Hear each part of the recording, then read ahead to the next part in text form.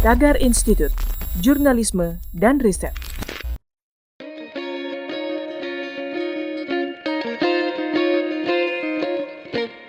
Halo Tagarians, para penonton Tagar TV dan juga pembaca Tagar ID, ketemu lagi sama saya, Kori Olivia. Hari ini saya ingin membacakan profil pilihan redaktur Tagar tentang Hakim Agung Artidjo Alkostar yang meninggal dunia pada 28 Februari 2021. Artidjo Alkostar salah satu pendekar hukum di Indonesia yang juga dikenal tegas dan dijuluki Algojo oleh para koruptor karena ketegasannya yang tidak pandang bulu. Kabar duka meninggalnya Artidjo disampaikan Menko Polhukam Mahfud MD melalui akun Twitternya @mohmahfudmd. Artidjo mengembuskan nafas terakhir pada hari Minggu 28 Februari 2021 di usia 72 tahun. Mantan Ketua Mahkamah Konstitusi itu juga mengungkapkan Artidjo Alkostar yang telah menginspirasinya menjadi dosen dan aktivis penegakan hukum. Mahfud dan Artidjo pernah menjadi peneliti akademis di Columbia University New York, Amerika Serikat pada tahun 1990. Selain Mahfud MD, Presiden Jokowi juga menyatakan sangat kehilangan. Atas nama pemerintah, ia menyampaikan duka cita mendalam atas kepergian Artidjo Alkostar. Presiden mengaku punya kenangan tersendiri terhadap Artidjo semasa hidupnya. Kepribadian dan integritasnya tak perlu diragukan lagi dan menjadi teladan bagi para penegak hukum dan peradilan. Jabatan terakhir Artidjo adalah Dewan Pengawas Komisi Pemberantasan Korupsi. Dia dilantik oleh Presiden Jokowi pada Desember 2019 bersama dengan Tumpak Hatorangan Panggabean, Albertina Ho, Syamsuddin Haris, dan Haryono. Artidjo Alkostar lahir di Situbondo, Jawa Timur pada 22 Mei 1948. Dia menempuh pendidikan SMA di Asem Bagus Situbondo. Setelah lulus, dia berkuliah di Fakultas Hukum Universitas Islam Indonesia Yogyakarta. Kemudian dia melanjutkan pendidikan S2 di Northwestern University sambil menempuh pelatihan pengacara hak asasi manusia di Columbia University selama 6 bulan. Sedangkan pendidikan S3 ia jalani di Universitas Diponegoro Semarang dan mendapatkan gelar Doktor Ilmu Hukum pada tahun 2007. Pergerakan Artidjo di bidang hukum dimulai pada tahun 1976 dengan menjadi tenaga pengajar di FHUII Yogyakarta.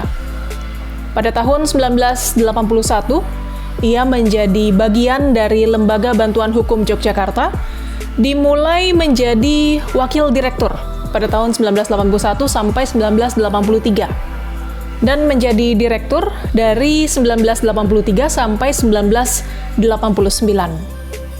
Dalam rentang waktu yang sama, Artidjo juga bekerja selama 2 tahun di Human Rights Watch Divisi Asia di New York.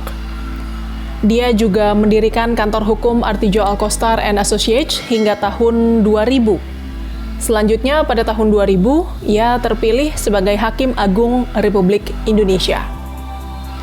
Saat menjabat sebagai Hakim Agung, Artidjo mendapat banyak sorotan atas keputusan dan pernyataan perbedaan pendapatnya dalam banyak kasus besar.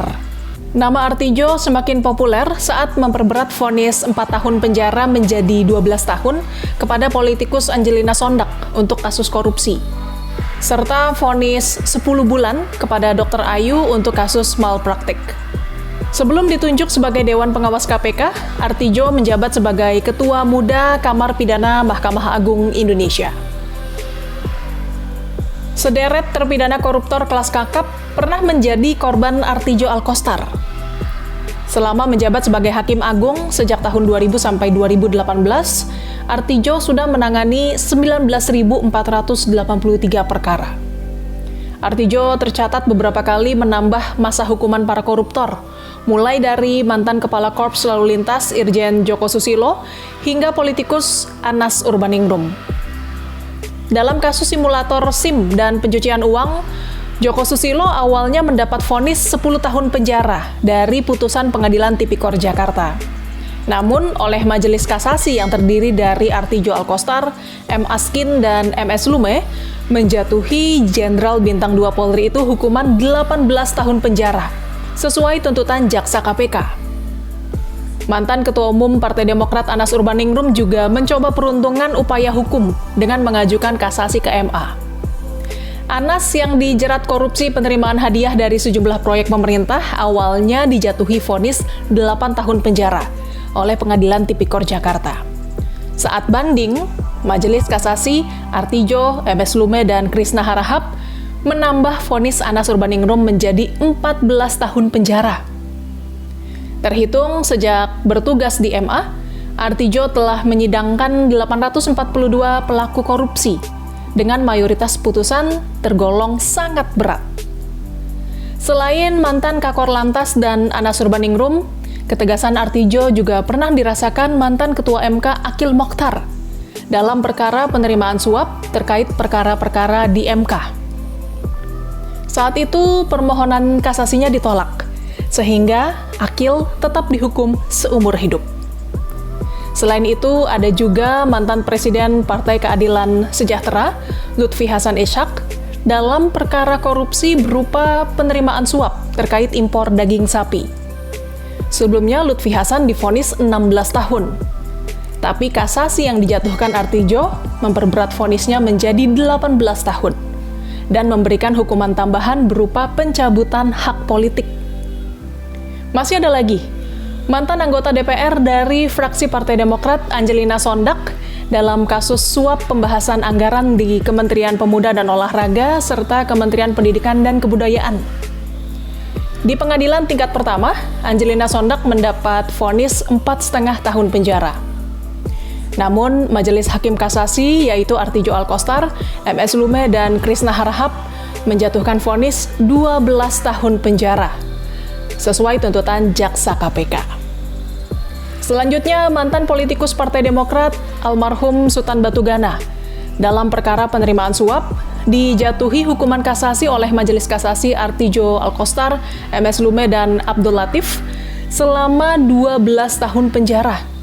Dari semula, vonis Pengadilan Tipikor adalah 10 tahun penjara. Tagarians, demikian profil pilihan redaktur Tagar hari ini tentang Hakim Agung Artijo Alkostar. Subscribe YouTube channel Tagar TV dan klik loncengnya juga untuk mengikuti video menarik membahas topik terhangat hanya untuk Anda. Saya Kori Olivia, Tagar TV.